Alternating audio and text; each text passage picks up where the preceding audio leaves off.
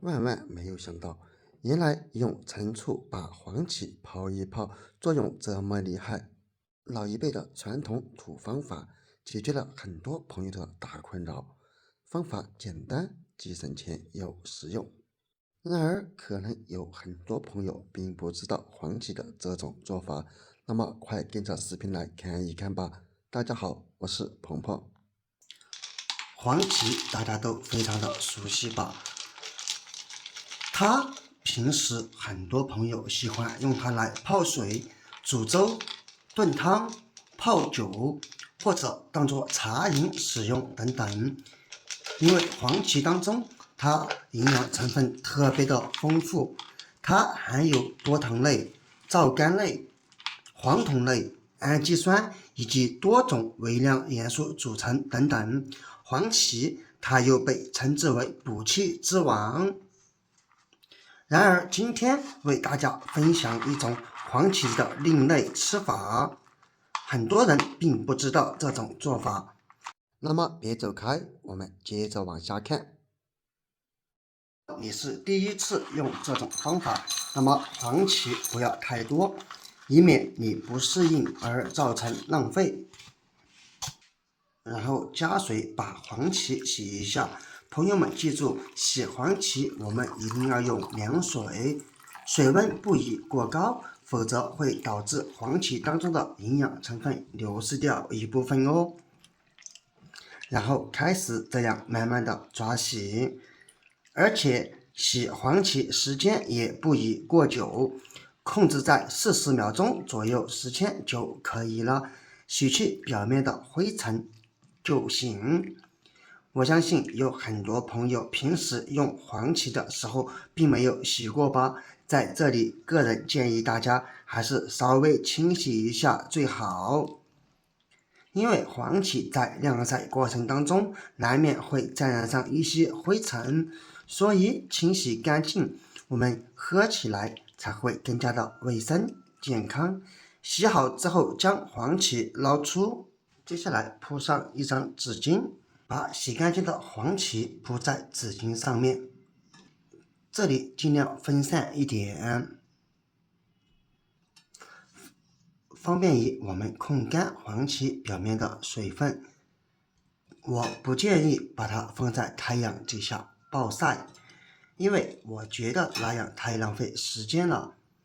因为洗干净的黄芪，我们只需要把表面的水分给它控干，因此我们可以用纸巾来稀释表面的水分，用厨房纸最好。轻轻的这样拍打拍打，通过2张纸的夹击就能把表面黄芪表面的水分给吸得干干净净了。现在已经差不多了，我们把纸巾拉开看一看，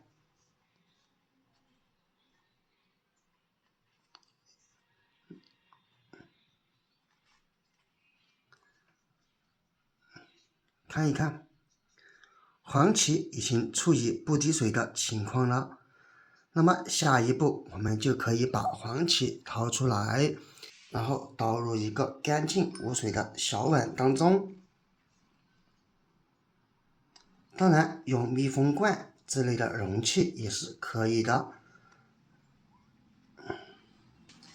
现在黄芪已经准备好，我们进行下一步操作。然后找出它，朋友们都认出来了吗？没错，它就是老陈醋。当然了，如果你家里面没有老陈醋，那么也可以用香醋来代替。个人认为用陈醋会更好，为什么呢？因为陈醋当中也含有非常丰富的营养成分，比如说醋酸、乙酸以及氨基酸等等，所以个人建议使用陈醋哦。然后我们把陈醋倒入黄芪当中，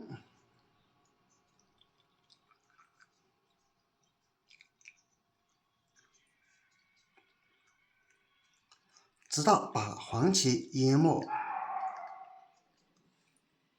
稍微用筷子搅一搅，这样有利于黄芪彻底吸收陈醋汁。亲爱的朋友们，视频都已经看到这里了，制作视频不容易，请用你发财的手给我一个小小的爱心点赞吧，你的每一个点赞都是对我最大的支持与鼓励，谢谢。差不多这样即可。最后用一个保鲜膜给它套起来，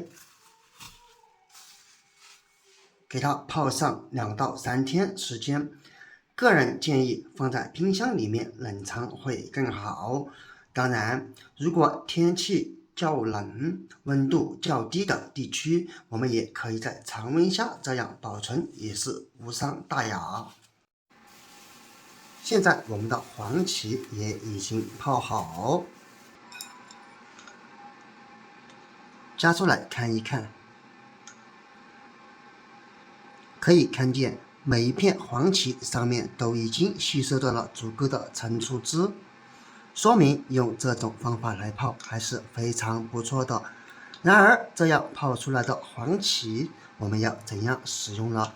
其实非常的简单，我们只需要盛出来1勺黄芪，然后再加一点点里面的陈醋，倒入水杯中，然后用水冲泡就可以了。这里可以使用50到60度左右的温开水即可。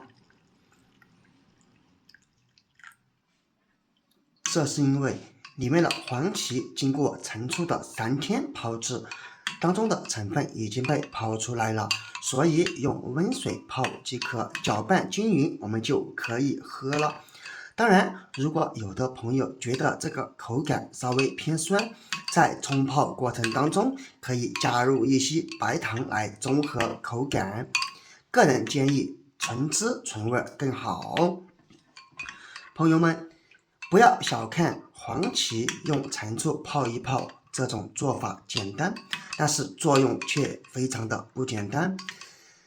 坚持这样喝一段时间过后，会给你带来不同的发现和大大的惊喜。